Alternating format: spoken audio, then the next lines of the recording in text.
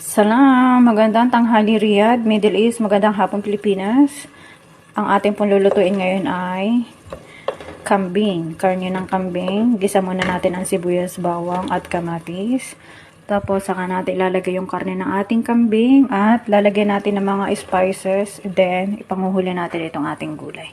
Para ba siyang binagoongan version ng Pilipinas, pero yung spices ng Saudi ang ating gagamitin. Pakita ko sa inyo mamaya. Lagay natin karne ng ating kambing.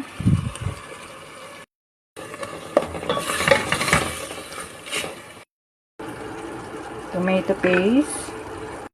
Buharat. Konting paminta. Cloves or mismar. Pampabango yan. Pangpalasa. Haluin po natin. Asin.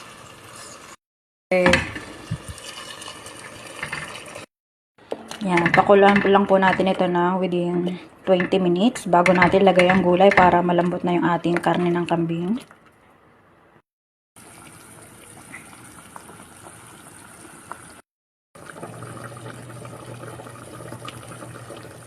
Lagay na natin ang ating gulay, bell pepper, carrots at okra. Mamaya natin ilagay yung siling haba.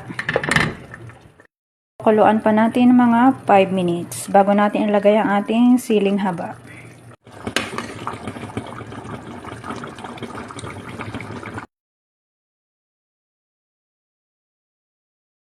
Ito na po ating ulam.